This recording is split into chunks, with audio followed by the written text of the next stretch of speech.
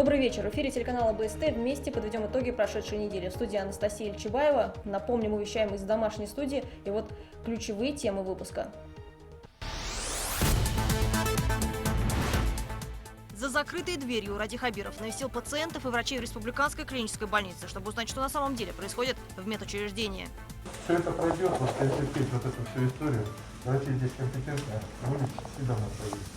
1200 медиков и пациентов закрыты на карантин. Официально в РКБ подтверждены 12 случаев заражения. Тем временем в Уфимском районе продолжается строительство новой инфекционной больницы. Сроки сдачи сокращены. Надеемся, что наши усилия позволят нам сдать это на месяц раньше. Запускаем новую технику. Весенняя подкормка многолетних трав. Удобрение селитра 100 кг на гектар. Вести с полей. В республике стартовала посевная кампания. Комбайнеры в масках и перчатках, техника дезинфицируется. Как коронавирус повлиял на аграриев и посевные площади чего собираются увеличить сельхозпредприятия. Без выходных приходится работать. Каждая минута дорога. Девочки кушают все. Каша с рыбой, с мясом. Помощь для тех, кто в ней нуждается всегда. Приюты республики не могут прокормить своих подопечных, а пожертвования в благотворительные фонды падают, в то время как больных детей меньше не становится. Сегодня из-за карантина также невозможно возить костный мозг из-за рубежа. Благотворительные фонды ищут новые пути работы и организуют проекты в помощь врачам.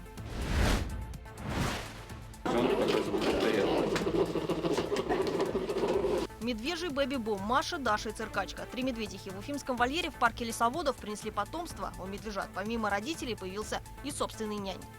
Приходится добавлять сахар. Так они просто не очень любят молоко.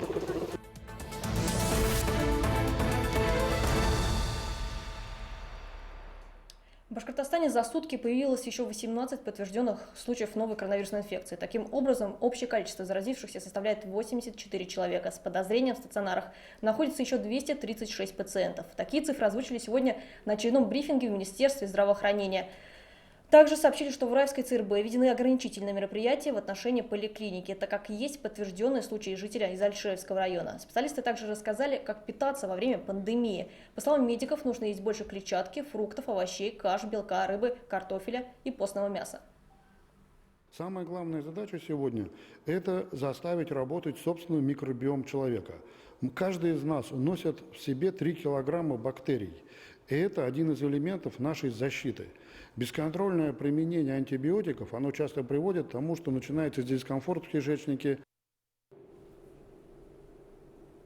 Сдать самостоятельно анализ на коронавирус теперь можно в частных лабораториях Уфы и Уфимского района. Они начнут работать в ближайшее время. Полный перечень опубликован на сайте регионального Роспотребнадзора. Если при проведении исследований в частной лаборатории выявляется положительный результат на коронавирусную инфекцию, согласно нормативным документам, они обязаны в течение 2 часов сообщить в Роспотребнадзор, в Минздрав и перевести пробы от этого больного в Центр гигиены и эпидемиологии.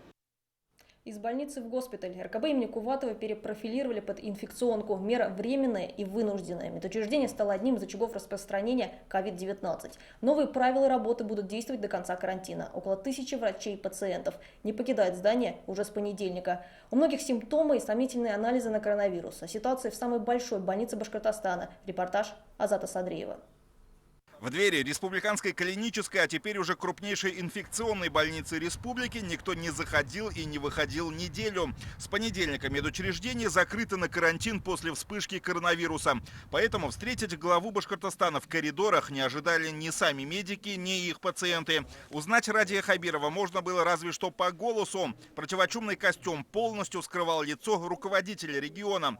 В первую очередь он зашел в палаты к больным с положительным результатом на COVID-19. Температура 36,2. Ни кашля, ни соплей, ничего нет. Анализ дал положительно, да? Ну да, вот анализ дали. Надо перепустить, вы в палате надо. Да, я на палате. Питанием как владите?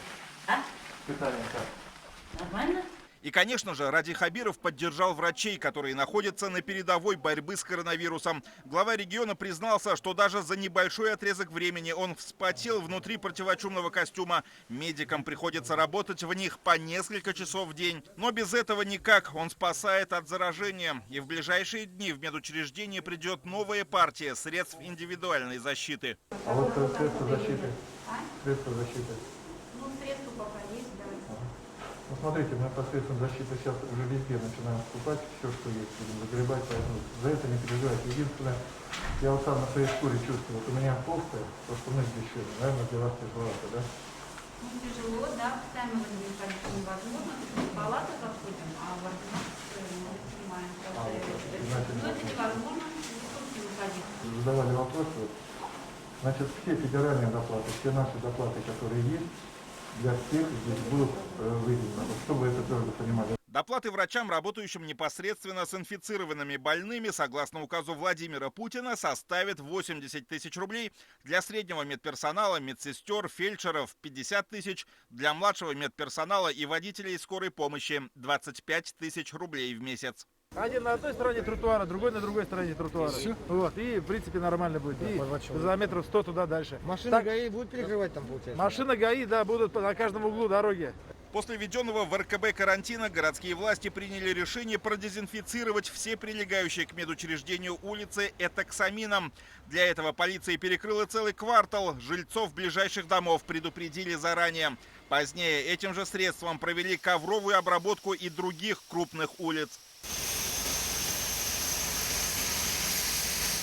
По данным Минздрава Республики, из 170 сомнительных результатов в РКБ на 12 апреля подтверждено заболевание COVID-19 у 12 человек.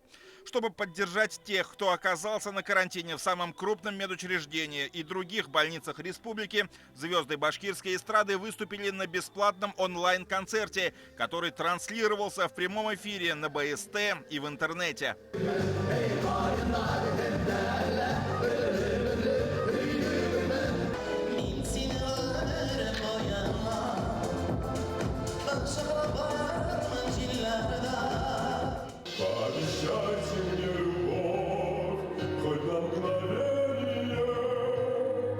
Поддержку врачам выражают все жители республики, ведь во многом от них теперь зависит, какая статистика будет звучать на ежедневных брифингах. Помочь медикам может каждый из нас, просто оставаясь дома. Чем меньше людей на улицах, тем меньше риск распространения коронавируса, и тем быстрее те, кто сейчас на карантине, смогут вернуться к своим родным. Хорошо, да? Вот все это пройдет, вот терпеть вот эту всю историю. Врачи здесь компетентны, вылечить и домой проводить. Азат Садреев. Итоги недели. Строители новой инфекционной больницы тоже вносят свой вклад в борьбу с коронавирусом по-своему. Уже завершается строительство первого общежития для медиков, сбивается свая для лечебного корпуса. Работа идет в сжатые сроки. Ввод в эксплуатацию планируется до начала июня. На этой неделе объект посетил глава республики Ради Хабиров. О чем он поговорил со строителями в нашем материале.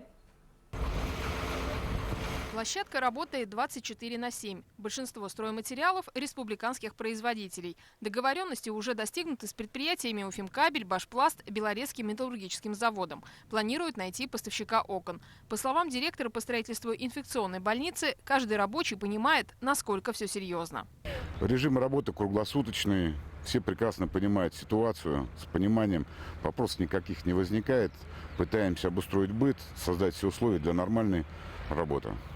Стройплощадку посетил глава республики. Ради Хабиров ознакомился с ходом работы и пообщался со строителями. Мы уже начали строить, видите, вот здание общежития нашего инфекционного центра. Общежитие мы сдаем по плану 14 апреля. Вот, получается, буквально несколько дней, весь комплекс будет закрыт. А здесь, соответственно, вот уже здесь работает техника. Здесь начинаем уже непосредственно строительство, вернее, фундаментную основу для непосредственно инфекционного центра. Он нам нужен.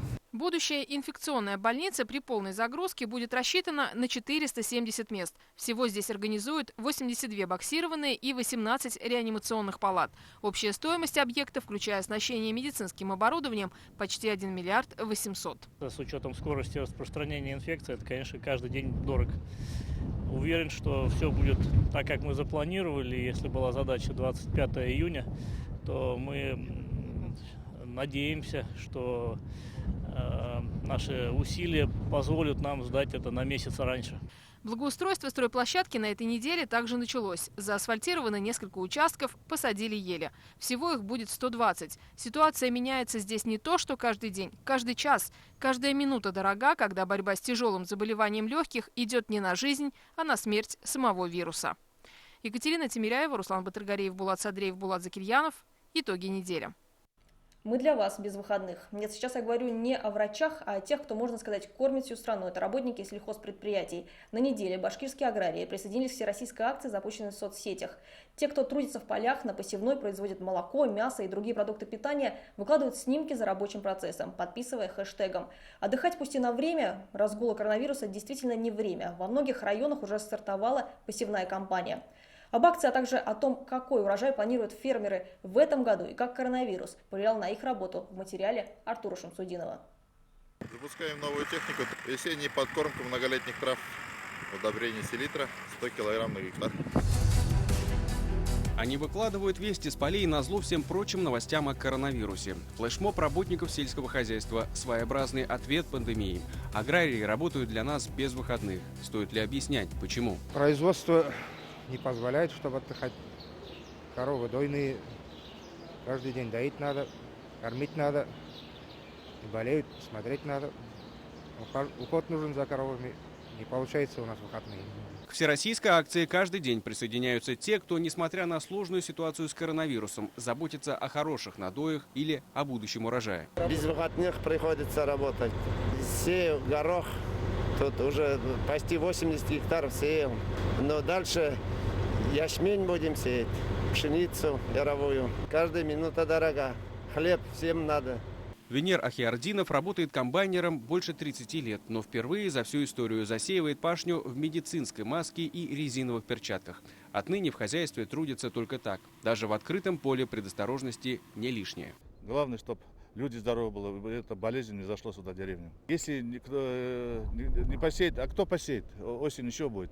И молока, и мясо, где будет? Поэтому мы с удовольствием работаем, народ работает, вовремя зарплату получает.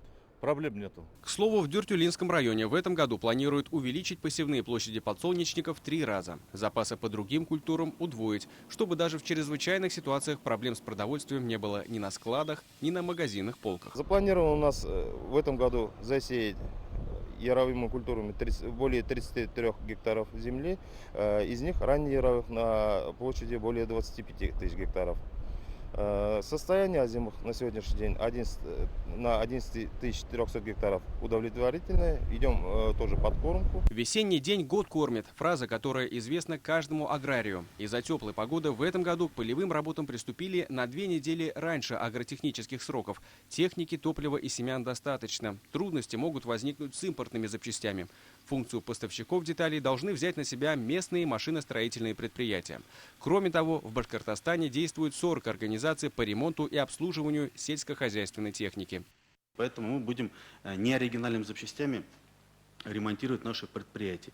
Поэтому я считаю, что это уникальная возможность для наших предприятий, аграриев и для сельхозмашиностроителей вывести на серийное производство. Потребность не только нашего региона, потребность, естественно, будет и других регионов, так как высокотехнологическая техника зарубежная, она присутствует у всех, где-то около 50%. На поля вышли во всех 54 районах республики. Озимых культур уже посеяно больше на треть по сравнению с прошлым годом. Почти вдвое вырастут площади с гречихой. Тех, кто остается дома, аграрии уверяют, продуктов даже в случае кризиса хватит на всех. И похоже, сейчас работники сельского хозяйства боятся даже не бушующего вируса. Самое главное для них, как и во все времена, чтобы погода не подвела. Артур Шамсудинов, Азамат Мухаммедшин и Азамат Баймухаметов. Итоги недели. В Башкортостане начал работу портал «Дорога-02». С помощью этого сервиса жители республики смогут получить разрешение на поездки на личном транспорте в условиях действующего режима полной самоизоляции. При регистрации на сайте необходимо указать место проживания, номер автомобиля, а также цель визита. Кстати, разрешение можно будет как распечатать, так и сохранить в электронном виде, чтобы его можно было показать госавтоинспектору. В машине могут также находиться близкие родственники. Разрешение не касается перемещения пешком или на общественном транспорте. Поездки допускаются, если нужно доставить продукты и лекарства близким родственникам, вернуться домой из другого населенного пункта, а также для поездки в больницу. Обратите внимание, на экране представлен полный список случаев, при которых поездки допускаются. Они разрешаются один раз в день на 90 минут. За исключением посещения садов, приусадебных участков и прочего. Все понимают, что если человек поехал в сад, а у нас буквально на следующей неделе, наверное, этот сезон начнется, то, конечно, 90 минут недостаточно, поэтому разрешение на посещение сада, его можно и туда, и обратно, ну и, соответственно, с ним вернуться. На все остальные поводы дается ровно 90 минут. Призывают соблюдать режим полной самоизоляции священнослужителей республики. В условиях пандемии коронавирусной инфекции стоит воздержаться от походов в храмы и мечети. А проповеди можно будет смотреть дома онлайн. Например, богослужение в Кафедральном соборе Рождества Богородицы сегодня можно было увидеть в прямом эфире в соцсетях. А громкоговорители религиозных зданий теперь используются для оповещения граждан. Подробности расскажет Эмиль Басареев. В целях недопущения распространения коронавирусной инфекции не выходите на улицу без острой необходимости. Теперь из громкоговорителя мечети можно услышать не только азан, приглашение к намазу, но и призыв соблюдать режим самоизоляции. Рупор религиозный стал еще и рупором общественным. Вещание идет на русском, башкирском и татарском языках. Где-то включаются записи, а где-то имамы читают текст в микрофон. Впереди верующих ждет священный месяц Рамадан. В этом году он начнется 24 апреля. В Центральном духовном управлении мусульман России отметили, особых изменений не будет. Пост также можно соблюдать дома, но массовые мероприятия отменяются. Сейчас их проводиться не будет с этой пятницы и будет распространяться через онлайн и по сайту Центрального духовного управления все проповеди. Основной смысл в том, чтобы осознать святость этого дня и послушать Слово Божье. Сегодня даже во всех мусульманских странах, даже в священной Мекке, Каабатулла закрыта для коллективных богослужений. Все советы медиков, они должны соблюдаться. И тем более, когда есть прямое указание главы республики и органов власти. Торжественное богослужение в честь Дня Входа Господня в Иерусалим, а в народе больше известен как Вербное воскресенье, православные верующие республики сегодня могли увидеть онлайн. Прямой эфир из Кафедрального собора Рождества Богородицы шел в Инстаграм на аккаунте Уфимской епархии. Внутри же храма прихожан не было. 19 апреля христиан ждет главный праздник – Пасха, а перед ним всю неделю будет идти Страстная Седмица. Богослужение будет совершаться при закрытых дверях храма духовенством, клиром церквей. При этом и митрополит Никон, и святейший патриарх призывает всех верующих людей соблюдать режим самоизоляции, молиться дома. В епархии пояснили, что если все же нужно обратиться напрямую к священнослужителю, это можно сделать, позвонив по телефону в ближайшие храмы. Совершать таинство можно и на дому. Как отметили в Духовном управлении мусульман республики, регион одним из первых в стране ограничил коллективную молитву в мечетях. Прекращены занятия в медресе. Дум республики на своем сайте и в соцсетях будет проводить проповеди онлайн и отвечать на все вопросы. Тот, кто заразился или находится в местности, где распространился вирус, то он не должен покидать эту местность. А если он покинет эту местность, он будет подобен воину, который бросил поле сражения. Это считается огромным грехом. И также не является богобоязненностью ломиться в мечеть или проводить во что бы то ни стало коллективную молитву. Это наоборот греховная вещь, которая подвергает и себя, и других людей опасности. В то же время несколько сотен волонтеров Духовного управления мусульман Башкортостана помогают нуждающимся, доставляя продукты питания и товары первой необходимости. Работа религиозных организаций ведется в плотном взаимодействии с Госкомитетом по ЧС. Для этого заключено соответствующее соглашение. По всей республике с использованием 1200 громкоговорителей, установленных в мечетях, призывается население соблюдать режим самоизоляции. Священнослужители, сестры милосердия и волонтеры Уфимской епархии Русской Православной Церкви проходили обучение действиям в чрезвычайных ситуациях в учебном центре Государственного комитета. Религиозные лидеры отмечают, жизнь – главный дар Всевышнего и необходимо беречь его. И просят всех жителей республики соблюдать режим самоизоляции, чтобы не подвергать риску себя и своих близких. Эмиль Басареев, Артур Елаев, Виктор Миренков. Итоги недели.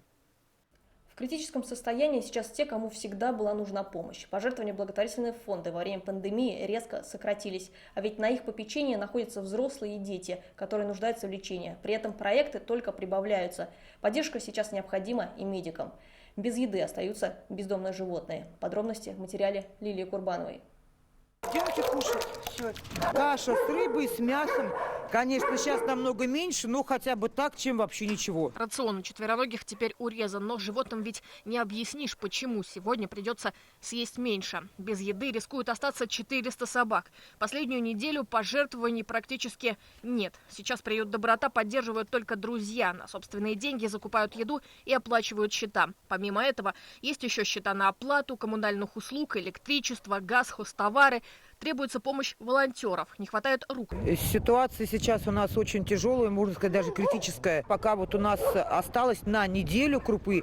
Мы крупу заказали, но поставщики молчат, что делать. То есть мы не знаем, у них, видимо, тоже трудности. Ни звонков, ничего нету. Мясной продукции у нас осталось также дней на 5. Руководитель приюта Елена и ее подопечные будут рады любой помощи. На экранах телефон для связи, а также реквизиты для перечисления средств. Судьба этих четвероногих, почти всех приют спас от верной смерти, теперь как никогда зависит от неравнодушных. Приготовили? Байрам, да. Все раздали собакам, всем вам передают огромное спасибо. Для собак из приюта «Кармасан» это действительно праздник. Дневным рационом обеспечила местная продуктовая сеть. Волонтеры увезли из магазина целый автомобиль еды. Есть и молочная продукция, потому что очень много щеночков. Есть мясная продукция, есть хлеб, есть колбасы. То есть все необходимое для того, чтобы маленькие щенки вырастали в больших хороших собак, для того, чтобы собачки, которые попали в сложные условия, похудели, потеряли вес, заболели, смогли восстановиться и нашли, обрели своих хозяев. Если бы мы своей группы только бы, мы бы просто не смогли бы, мы физически, материально не смогли бы все это помочь. Там более 200 собак, их накормить, это нереально. Благотворительные фонды помогают, но сейчас это делать все сложнее. Если в мире пропорции пожертвований 60% это частные лица, 40% бизнес, то в России наоборот. У предпринимателей сейчас не лучшие времена, и многим приходится забыть о благотворительности. Собираемости фонда «Изгелек» – это пожертвования фонда «Урал», это пожертвования от крупного бизнеса. И поэтому я бы очень хотела призвать частных граждан подписаться. У нас есть возможность сделать подписку на сайте. 30 рублей в месяц. Для вас, возможно, для вашего бюджета не очень большие деньги. В слишком большом объеме, наверное, не смогу вам помочь. У меня 9-месячный ребенок, но я очень хочу помочь. Лишние руки вам не помешают, я думаю. Такие сообщения сегодня греют куда сильнее, чем весеннее солнце. Волонтеры на вес золота, говорит Зарина. У фонда «Изгелек» сейчас активно работают 2 проекта. «Хаир» совместно с Министерством семьи, труда и соцзащиты. Это помощь продуктами малообеспеченным семьям. Сейчас он пришелся очень кстати. И новый проект «Берегите врачей». Фонд собирает средства для покупки необходимого медикам Демской больницы и больницы номер 8. Именно они будут принимать пациентов с коронавирусом. Будем создавать условия для того, чтобы их пребывание в больнице было более-менее комфортным, насколько возможно. Сейчас закупили марлю для пошива масок. Уже отозвались первые волонтеры-швеи. А вот федеральные фонды последние события затронули не только в плане пожертвований. Из-за падения рубля увеличилась стоимость ввозимых из-за рубежа лекарств и имплантатов для операций. Росфонд, например, занимается ввозом незарегистрированных медикаментов. Также 5% Росфонда сейчас не могут попасть на операции в заграничные клиники. Для них это последний шанс избежать пересадки сердца. И, наверное, в самом тяжелом положении больные лейкозом. Из-за карантина также невозможно возить костный мозг из-за рубежа. То есть сегодня вариант либо находить донора в наших объединенных регистрах, либо искать какое-то альтернативное лечение. А мы знаем, что в наших регистрах, в объединенных, там не более 131 тысячи доноров. То есть если мы сравним с Германией, то в объединенной немецкой базе находится 9 миллионов. И в плане трансплантации это всегда сложно, потому что ее нужно проводить в ремиссию. И как долго продлится эта ремиссия, как долго ее получится поддерживать, никто не может спрогнозировать. Как и то, когда удастся победить коронавирус и открыть границы. Рак не уходит на карантин. Наверное, самый страшный хэштег. Его запустили фонды «Подари жизнь» и Русфонд. Для многих благотворительные организации – последняя надежда. А для фондов, в свою очередь, этой последней надеждой являются те, кто и в тяжелые времена, пускай и небольшой суммой, решаются их поддержать. Мы, взрослые, можем это сделать. Ведь даже дети понимают и начинают разбивать свои копилки. Марк, Василика. Сколько тебе лет? 7. На что ты копил эти деньги? На игрушки. Лилия Курбанова, Анастасия Ильчебаева, Роберт Давлетбердин, Азат Ишбулатов, Владимир Шевчук. Итоги недели. А тем временем жизнь у обитателей вольерного хозяйства в парке лесоводов продолжается в прежнем русле. Там уже по традиции на свет появились 5 медвежат. Малышей первыми увидели журналисты. От мам их забрали только в пятницу. Медвежатам 3 месяца. Пол бурых пока определить сложно. В том, что косолапые не боятся людей, убедилась моя коллега Динара Таймасханова. Спокойно ждать очереди, когда очень хочется есть, не получается. Аппетит у малышей отменный. Пол-литра теплого молока, пока в рационе только оно, каждые 2 часа. Поэтому рабочие вольеры, как няни, круглосуточно бдят за медвежатами. Как говорят, это медвежье молоко, то что оно более сладкое, чем коровье. Поэтому приходится добавлять сахар. Так они просто не очень любят молоко. Температура такая, чтобы и не обжигало, и холодно не было, так же, как маленьких детей. Малыши совсем не боятся людей и лезут в объектив камеры. Видимо, звездность в крови будущих цирковых артистов. От матерей 5 медвежат забрали только в пятницу, на месяц позже обычного, из-за капризов погоды. На свет косолапые появились 3 месяца назад. Хотя и покрытые мехом, но греет он недостаточно, поэтому малыши живут в теплом боксе. Температура здесь не ниже плюс 25. Медведи – животные одиночки, однако в коллективе закаляется их будущий характер. В течение времени какого-то он может меняться. То есть кто-то добрее, кто-то злее, а потом, возможно, будет все наоборот. Зависит от того, что они все равно дерутся и показывают, кто-то лидер из них. Ну а кто был добрее, они начинают защищаться и становятся агрессивными. А вот родители малышей достаточно спокойные, но подходить ближе, чем на метр, к ним все равно не стоит. На 5 медвежат целых 3 мамы – Циркачка, Маша и Даша. И 1 папа – Потап. Кстати, косолапые в этом году не впадали в спячку из-за теплой зимы. В отличие от предков, у малышей нет имен. Они их получают уже в роли цирковых актеров. Естественно, это гордость уфимцев, это уже наш бренд. То, что ежегодно в нашем вольере рождаются медвежата. И плюс в том, что это более чем 3-е поколение медведей, выросших в неволе. В связи с этим они свободно могут выезжать на гастроли за рубеж. Это требование Greenpeace. То есть ущерба дикой природе нет. Еще как минимум месяц косолапые проведут под опекой работников вольера. И только после открытия границ малыши, уже окрепшие, уедут покорять цирковые арены. Динара Таймасханова, Артур Елаев. Итоги недели. На этом у меня все. Это были события уходящей недели. Всего доброго и, главное, не болейте. Оставайтесь дома вместе с телеканалом БСТ. А о том, что происходит вокруг, расскажут наши корреспонденты. До встречи в эфире.